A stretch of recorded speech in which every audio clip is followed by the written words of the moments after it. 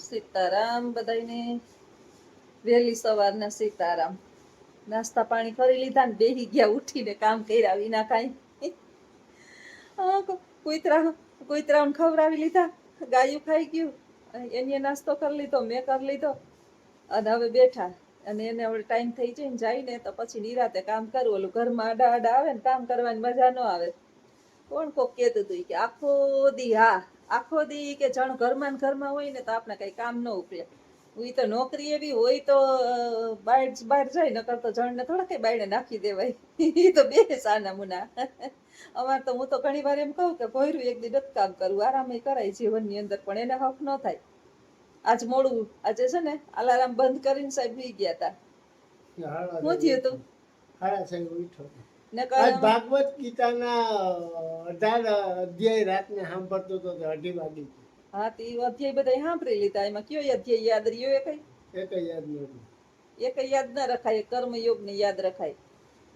કર્મયોગ છે ને, કર્મણ્યે વાધિકારસ્તે મા ફલેષુ કદાચન મા કર્મ ફલ હેતુર્ભુ સંગસ્તે કર્મણા. બહુ મહાન અધ્યાયનો યોગ છે કર્મયોગ.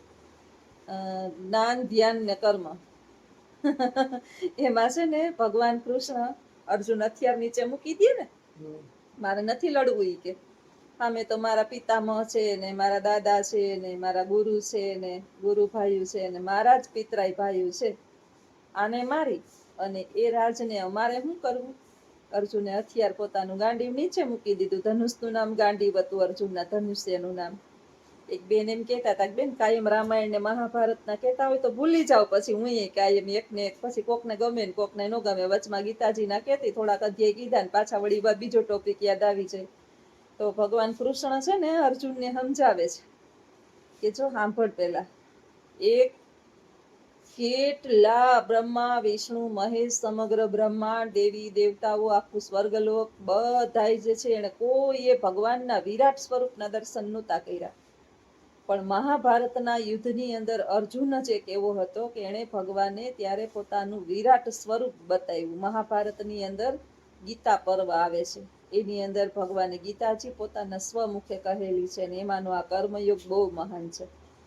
એ આપણે મનની અંદર સમજી લઈએ ને તો આપણે આ મોહ માયાના બંધન બધાય છૂટી જાય. મારો દીકરો ને મારી વહુ ને મારો ભાઈ ને મારી બેન ને મારા બાપા ને મારા કાકા બાપા ને ભાઈઓ ને મારા મામા ને મોસાળ ને આ બધી મોહ માયા બધી છૂટી જાય. ગીતા પર્વનો કર્મયોગ સાંભળી લઈએ તો ત્યારે ભગવાન એમ કહે છે કે તારા છે ને તો તારી સામે કેમ છે? તારા હોય તો સામે ન હોય. જરૂરી નથી કે લોહીના સંબંધ જે છે ને એ જ આપણા હોય. ઘણી વખત આપણા ન હોય ને એ આપણા માટે અઢળક કાર્ય કરી જતા હોય. ત્યારે ભગવદ્ ગીતાની અંદર ભગવાન શ્રી કૃષ્ણ અર્જુનને એના અને પોતાના યુગ યુગના એના અવતાર બતાવે છે. અને આ બધા જે એની સામે ઊભા હતા ને એને અર્જુને પોતાના જાયથી કેટલી વખત મારી ચૂક્યો હોય, મારી નાખ્યા હોય કે આ તારા દુશ્મનો છે. જરૂરી નથી કે આપણા પરિવારની અંદર જન્મેલા આપણા સંતાનો થઈને જન્મ આવે. સંતાન 4 પ્રકારના જન્મે. સેવક સંતાન જન્મે, શત્રુ સંતાન જન્મે. નથી દીકરો બાપને મારતો ને માને મારતો ને ભાઈ ભાંડુને મારતો ના શત્રુ આપણો ઘરે આવ્યો હોય.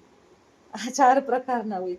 કોઈ ઋણી જન્મે, કોઈ સેવક જન્મે, અને કોઈ જે છે એ માત્ર સંતાન તરીકે આવે. એમ જિજ્ઞાસુ જેને આપણે કહીએ એમ 4 પ્રકારના આપણા સંતાનો 4 પ્રકારના હોય. એટલે આ બધા મોહ માયા છે ને અતિશયોક્તિ અતિ સર્વત્ર વર્જયે. વધારે બધું નકામું જ છે. બહુ દોડાદોડી. મારો દીકરો ને બહુ ભેગા નથી રહેતા. એકને એક દીકરો છે નોખો થઈ ગયો, અમે એના માટે તન તોડ મહેનત કરી હતી ને અમારી જુવાની કુરબાન કરી નાખી. અરે ભાઈ, પશુ પક્ષીઓ છે ને એ જ્યાં સુધી ઈંડામાંથી એનું બાળક બહાર ન આવે ત્યાં સુધી એને સેવે રાખે. એક એક દાણો એના મોઢામાં આપે. જ્યાં સુધી એ ઉડી ન હગે ત્યાં સુધી એની સાર સંભાળ રાખે.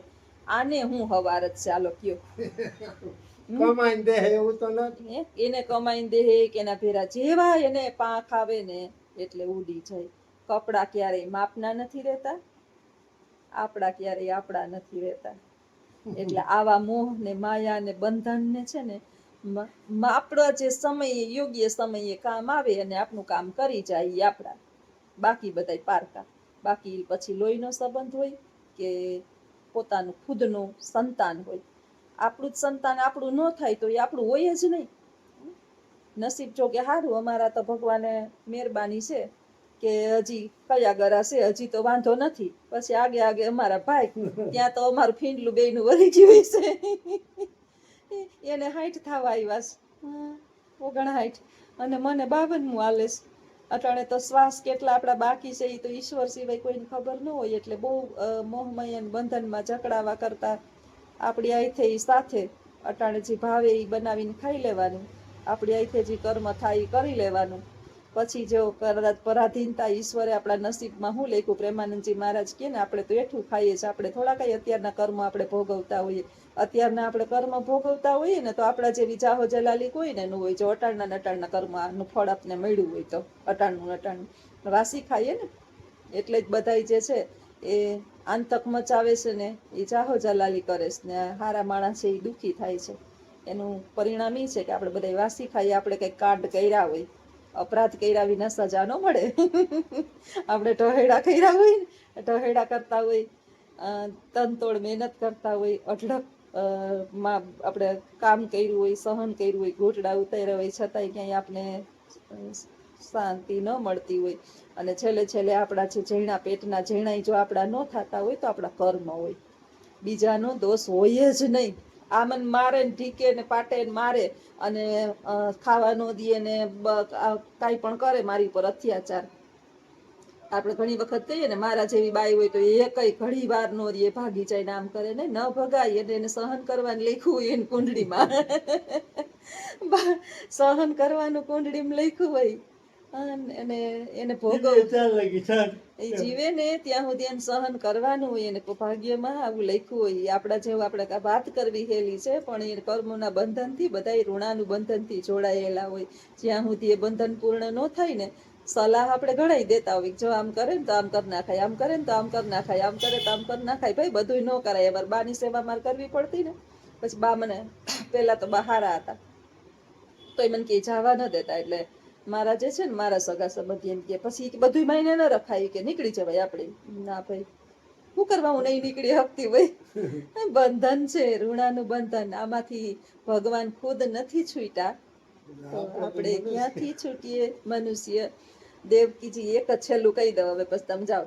દેવકીજી એ છે ને એક વખત કૃષ્ણને પૂછ્યું, જ્યારે પાછા ગોકુળમાંથી ભગવાન ગયા ને મથુરામાં, ત્યારે જેલમાંથી છોડાવ્યા ત્યારે, કે બેટા તું મારા ભૂખે જન્મો, ભગવાન સાક્ષાત છતાં અમારા એવા ક્યાં પાપ કે અમને 14 વર્ષ આટલા વર્ષ જેલમાં રહેવું પડ્યું અને જસોદાને કારણ વિનાનો પ્રેમ મળ્યો.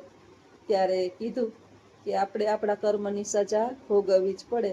આજથી વર્ષો પહેલા જસોદાએ માતા વિયોગ જે છે એ ભોગવું હતું, સંતાન વિહોણો વિયોગ ભોગવો હતો અને એનું કારણ તમે હતું. ત્યારે તમે જે છે ને એ કઈ હતા. મને જેલમાં મોકલો હતો વનમાં. રામ ભગવાન જૈનમાં હતા ત્યારે એ પેલી હતી દેવકી. કઈ વનમાં મોકલા હતા ને તો કે જસોદા કોણ હતી તો કે કૌશલ્યા હતી. એને છતાં સંતાને વિયોગ ભોગવો હતો ને. એટલે કર્મની સજા તો બધાએ આ પૃથ્વી પર એમાંથી કોઈ બાધિત નથી. એટલે કર્મયોગ સમજવાનો છે ખાસ. ભગવદ્ ગીતા સાંભળે તો ખરી, સાંભળે છે એટલું સારું છે. સાંભળીએ ને તો ક્યારેક પણ 2 શબ્દ મનની અંદર જાય અને 100 વાતની 1 વાત કે પૂજાપાઠ થાય કે ન થાય, મન વચન અને કર્મથી શુદ્ધ અને પવિત્ર હોઈએ એટલે ઈશ્વરને આપણે ખૂબ પ્યારા પ્યારા લાગીએ. માનવને તો ભગવાન બદલાવી રાખે છે તો આપણે અફસોસ કરવાની જરૂર નથી. મનુષ્યની ઈચ્છા પૂરી ન થાય ને તો ભગવાનને ફેંકી દે. તો આપણી એવી ઓકાદ જ નથી કે કોઈ આપણને માનપાન આપશે અને આપણને રાખશે ને સારી રીતે આપણું માન સન્માન જાળવશે. તો બોલો તમારું શું કેવું છે? બરાબર છે. કા તમારે કઈ નથી કેવું? સાંભળ્યું ને એ જ્ઞાન એક લાગ્યું કે જીવનની અંદર મનમોહ અને માયાથી છેટા રહેજો. હા, આ દુઃખદાયક છે. જેટલી તમે એમાં કોઈની અંદર ઓલું કેમ કે હું આના વિના ન જીવી શકું, હું આના વિના, મારો દીકરો આગો જાય ને તો મને મારાથી ન રહેવાય, મારી દીકરી આમ કરે ને તો મારાથી આમ ન થાય. અરે ભાઈ, જૈન માતા તો ક્યાં આપણે દીકરા દીકરી હતા? પૃથ્વી પર આપણે પ્રવાસી. ઈશ્વરે આપણે પ્રવાસે મોકલ્યા છે. એકલા આવ્યા હતા ને એકલા જ જવાના. પ્રવાસે મોકલ્યા ને પ્રવાસમાં આ બધા સાથીદાર છે, આપણે સાથ આપે. મને હું પ્રવાસે આવી તો મને પેલા મા બાપ આપ્યા ને ભાઈ ભાંડુ આપ્યા ને ત્યાંથી પછી આ આપ્યો ને પછી સંતતિ અમારી થાય ને હવે એ પ્રવાસ દરમિયાન આપણે કોનો સંગ લાઈફ ટાઈમ રહે ને કોનો છૂટશે એ તો હવે આપને ખબર નથી. એટલે પ્રવાસ તો પૂરો કરવાનો જ છે, હસતા હસતા કરવાનો ને રોતા રોતાય કરવાનો. તો પ્રવાસ પૂર્ણ કરી અને જય સિયારામ. આવ્યા તા ત્યાંથી હાલો આવજો બધાય. સીતારામ. ને ખોટા 4 જ નારિયેળ નાખીએ હો. હા. સમસાનમાં છેલ્લા 4 નારિયેળ એટલે થોડું એ ઘણું ખોટા જ હશે. થોડું ઘણું વાવતું જાવ. તમારું કમાણી તો કઈ હશે જ નહીં. હાલો આવજો બધાય. સીતારામ. સીતારામ.